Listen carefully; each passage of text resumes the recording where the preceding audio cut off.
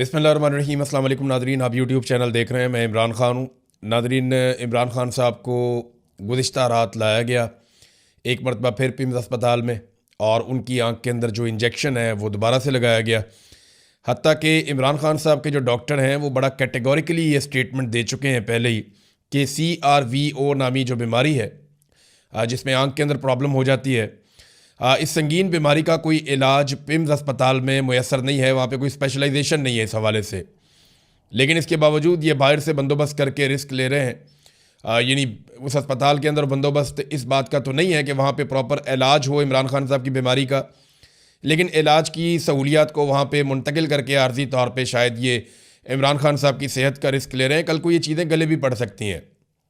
इमरान खान साहब की बहन उज़्मा खानम ने इमरान खान साहब की जानिब से एक दरख्वास्त दायर कर दी है FIR के लिए, और ये दरख्वास्त दायर की गई है अडियाला के करीब।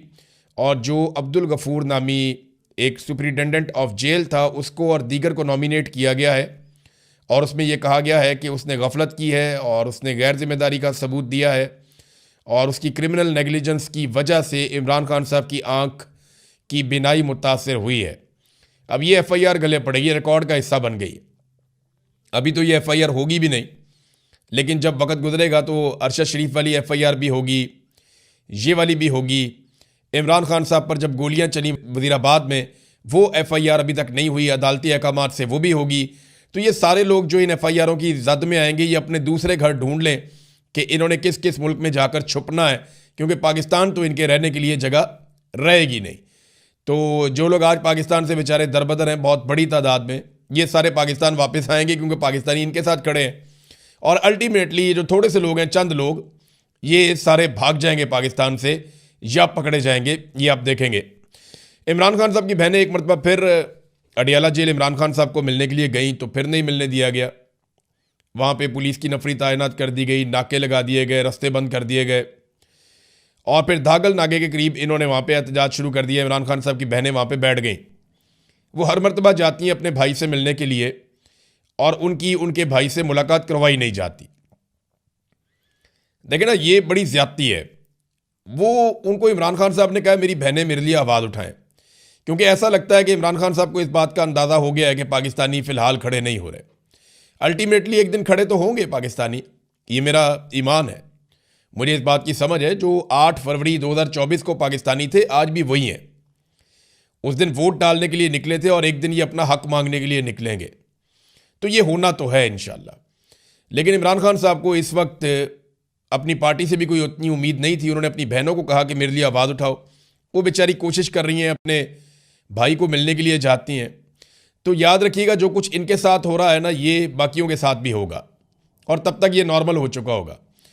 ये नौरीन खानम है, नौरीन न्याजी इमरान खान साहब की बहन है, और हसन न्याजी की वालदा भी हैं। ये वहाँ पे नाके से हटके एक इमारत के अंदर जाकर नमाज अदा करना चाहती थी। तो वहाँ पे वो उन्होंने नाले खोदे हुए हैं, और काफ़ी कंस्ट्रक्शन का सामान, पत्थर वगैरह पड़े हुए हैं।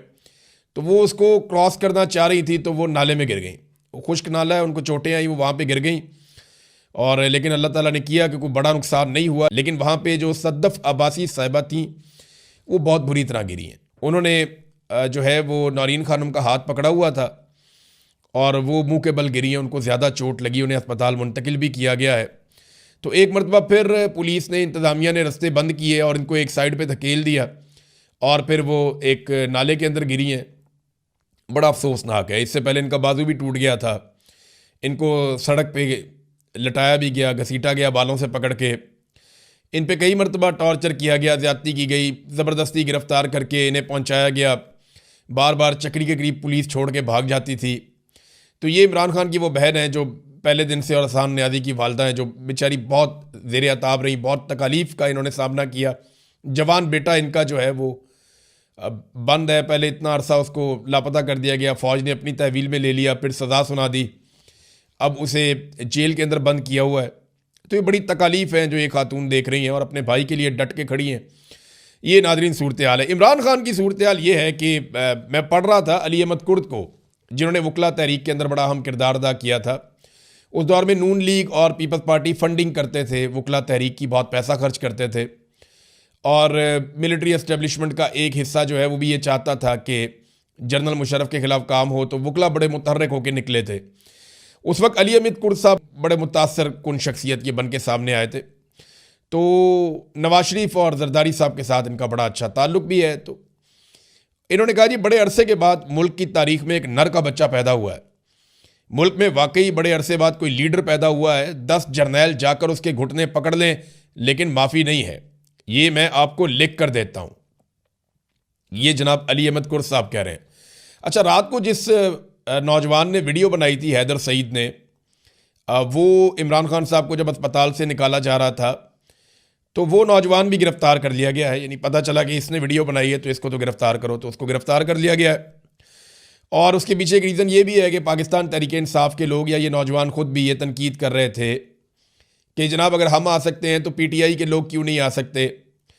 जो अरकान असम्बली हैं, जो सेनेटर्स हैं, जो पार्टी के अहदेदारान हैं, बैरिस्टर गौहर को ख़ास तौर पे तनकीद का निशाना बनाया कि वो क्यों नहीं आ सकते। तो मैंने आपको पहले बताया था कि ये जो मर्ज़ी कहते रहे। बैरिस्टर गौहर कहते हैं जी कि मुझे तो रात 2 बजे पता चला जब इमरान खान साहब को वापस ले जाया गया था।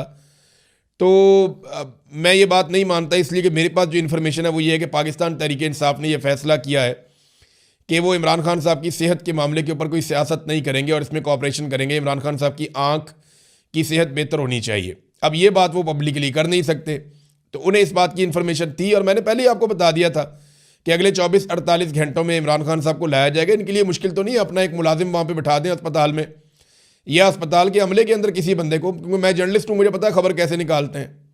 अस्पताल के अमले में आप 2, 4, 5 बंदों को बाउंड कर देंगे, यार कोई बात हो तो मुझे बताना, तो वो आपको पता चल जाता है। जैसे मैंने यहाँ पे बैठ के आपको पहले बता दिया था कि डॉक्टरों को छुट्टी दे दी गई और अमले को कहा गया कि आप जाएं। तो नाजरीन, ये इतना मुश्किल नहीं होता, ये पाकिस्तान तहरीक इंसाफ को इसका पता था, लेकिन उन्होंने इसके ऊपर कोई एक्टिविटी नहीं की। इमरान खान साहब की सेहत के ऊपर उन्होंने सियासत नहीं की। हाँ, वो ये ज़रूर कह रहे हैं कि उनकी फैमिली को हक मिलना चाहिए। अब इसमें अलीमा खानम का एक स्टेटमेंट आया, उन्होंने कहा जी खबरों से हमें पता चला कि इमरान खान को आधी रात को दोबारा पिम्स ले जाया गया। ख्याल रहे कि उनकी आंख में दूसरा इंजेक्शन लगाया गया था। जब कानून इस बात का तकाजा करता है कि किसी कैदी पर कोई तिब्बी अमल कराने से पहले ख़ानदान को मुतला किया जाएगा तो ख़ानदान को क्यों नहीं बताया गया। हमें सरकारी तिब्बी सहूलियात की तशखीस या जाँच की रिपोर्टों पर बिल्कुल भरोसा नहीं है। पिम्स से पहले ही इतलात आ रही हैं कि डॉक्टरों को इमरान खान के बारे में कोई भी मालूमात लीक होने पर संगीन नताइज की धमकियाँ दी जा रही हैं।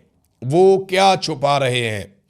हमारा ख़ानदान उनकी रिपोर्ट्स को मुस्तरद करता है, ख्वाह वो आवाम के सामने ये रिपोर्टें जारी करें। हम अपनी दरख्वास्त पर कायम है कि शिफा इंटरनेशनल इस्लामाबाद में इमरान खान के ज़ाती डॉक्टरों की निगरानी में और उनके अहल खाना की मौजूदगी में माहिरीन के ज़रिए इमरान खान का मुआयना और इलाज किया जाए। इमरान खान की आंख में पैदा होने वाली मुबैना हालत के लिए पिम्स सरकारी अस्पताल किसी के इलाज के लिए लैस नहीं है, यानी वहाँ मुकम्मल सहूलियत नहीं है। ये हुकूमत जो कुछ कर रही है ये मुजरिमाना है और इमरान खान के खिलाफ जो भी खिलाफ वर्जी और जुर्म कर रहे हैं इनका एहतसाब होगा। ये जनाब इमरान खान साहब की बहन अलीमा खानम का स्टेटमेंट है। तो ये सूरत हाल है। अब तक के लिए इतने, अपना ख्याल रखिएगा, अपने इस चैनल का भी। अल्लाह हाफ़िज़।